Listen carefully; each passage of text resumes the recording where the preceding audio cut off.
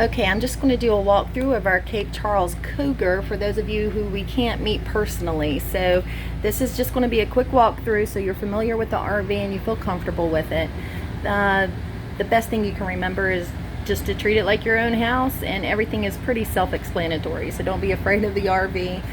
Most of the time we hook everything up so you don't have to worry about utilities or anything like that except for emptying the sewage tanks, so we'll go over that as well. The first thing is, when you come in the door here, you have a screen door and a solid door, so you can catch the breeze with the screen door if you want and leave the solid door open. If you do that, you of course have to close this right here, and when you want to use both doors, that has to be open so you can access the latch in the door right here. So that's how you get to it. And make sure that you tell your kids and teenagers when they're going to open the door not to keep pulling on the screen or pushing on the screen, because that is what ends up tearing up the most in our RV rentals. So if you could just make sure that everybody knows to use the latch to open and close the door, just like this. There you go.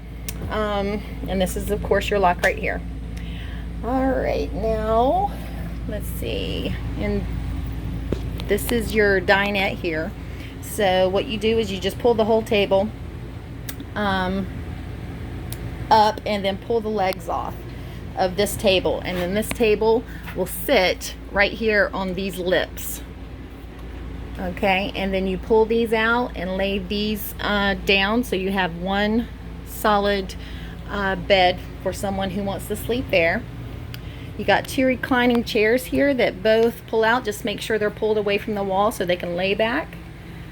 And then this is your pull-out sofa. It's actually very comfortable.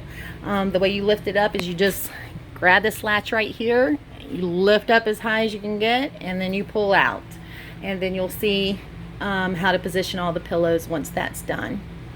Everybody who's sleeping in the common area here can put their belongings up here in these cabinets. And you got these cabinets as well as the cubbies on the sides here. You have your entertainment center here with surround sound. The stereo system is pretty self-explanatory, so just read basically there.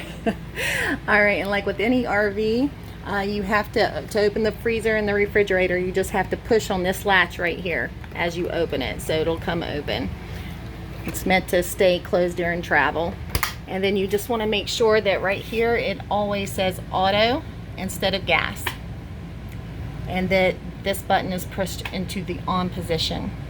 Okay, now should the refrigerator not be cooling for some reason, this is the thermometer right here, and oftentimes this little wire comes undone, so you just want to make sure that this wire is pushed up into this plastic piece, and this plastic piece is as high as it can go without disconnecting from that wire, and that regulates the temperature of the refrigerator. But it does take, gosh, at least a good 4 to 6 hours for the refrigerator and freezer to get to a point where you can actually put your food in there and have it cold. So when you get here, we try to set up early enough so we can get the refrigerator cooled for you, so you can put your stuff in there immediately. But if it's not, just please keep your stuff in your cooler, wait till the refrigerator cools down, and then put your stuff in there, because it'll cool a lot faster without the food in there.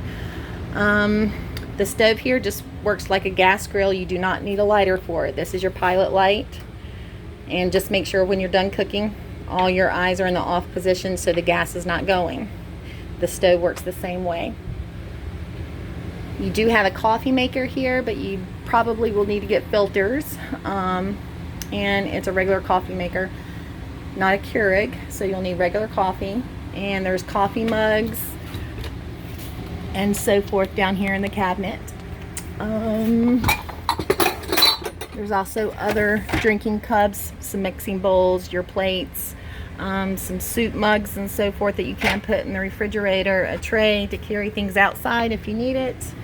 Your cleaning supplies are in that cabinet, and we do have the trailer stocked with some pots and pans down here,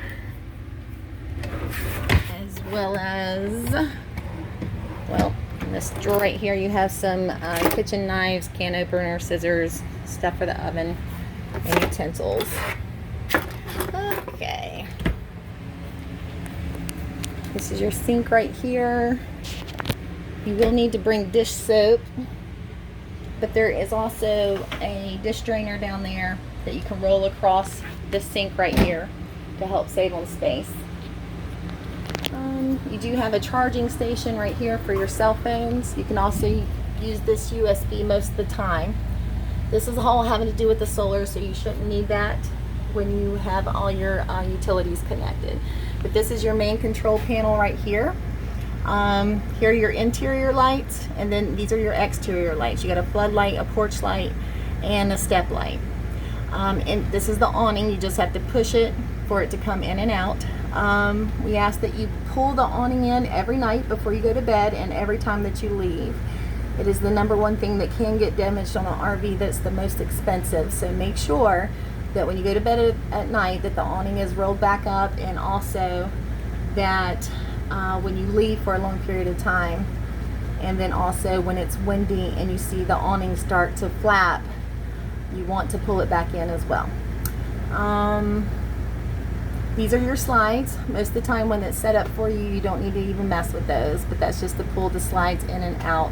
On this RV, you have a slide that goes out that way, and then a slide that goes out this way. So you have a very large living area here, which is one thing I really love about the RV. Here's your thermostat. It's pretty self-explanatory. We generally keep it on cool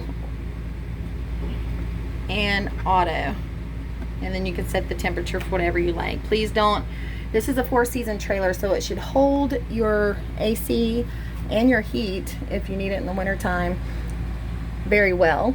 But if you have kids that keep opening the door, going in and out, in and out, in and out, your AC will go very quickly. So try to keep that to a minimum, and we usually tell our kids they have to take off their shoes before they come in, so that keeps them from coming in and out, in and out. So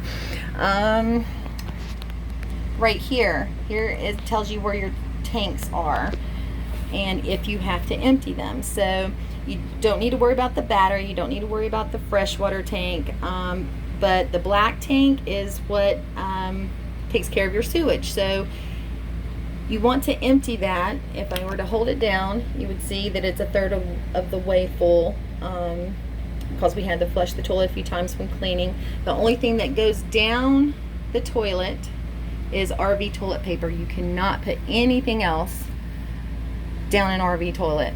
It affects the campground septic systems as well, so they're very strict about that. All the campgrounds and RV owners are very cautious about only putting RV toilet paper that disintegrates quickly down the toilet. Your next is your grade 1 and your grade 2. This is for your sink water and your shower water. So the same thing, you hold those down, and it'll show you right now that it's on empty, and grade 2 is on empty. The minute they get up to about 2/3 of the way, or of course full, you want to go outside and pull the valves that say black tank first and let it empty, and then pull your gray tank valves open and then let them empty and wash out the sewage hose from emptying your black tank. So, and then of course you push them back in after they've all emptied.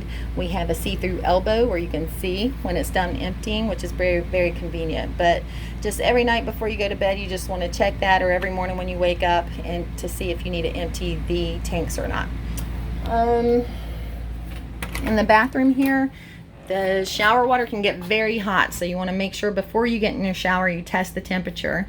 And as far as the RV toilet is concerned, there's always a pedal right here. So you actually, when you go to the bathroom, you can fill it up with water by pressing down halfway, and then that fills the toilet up with water. Then you go to the bathroom, and then after you're done, you push it all the way down, and then it flushes it. So that saves, stuff from piling up inside the toilet bowl and looking awful. Okay, you do have a trash can here to dispose of anything that's not RV toilet paper. And then I think that's about it. There's nothing really here in the bedroom other than these doors are a little difficult to get open, so you have to kind of fool with it a little bit to get it to unlatch. Right here, I just leave it like that because I think this tab is broken, so it's a little difficult. But you do have a TV and a VCR, or not VCR, DVD player, and a diffuser to help you sleep better. And a very comfortable king-size bed. We have like 3 mattress toppers on there, so just make sure that you don't sit on the end of the bed, because there really isn't a lot. The board platform does not come all the way out because it will interfere with the cabinet here, so it doesn't come all the way out. So just make sure that you don't put all your weight on the end of the bed there. As far as these vents right here, they're basically, if it's a nice cool day and you want to open them, you just turn that knob right there and it opens the vent so you can let some air out. And I think that's about it. So anyway, thank you for renting from us, and I hope you enjoy your stay.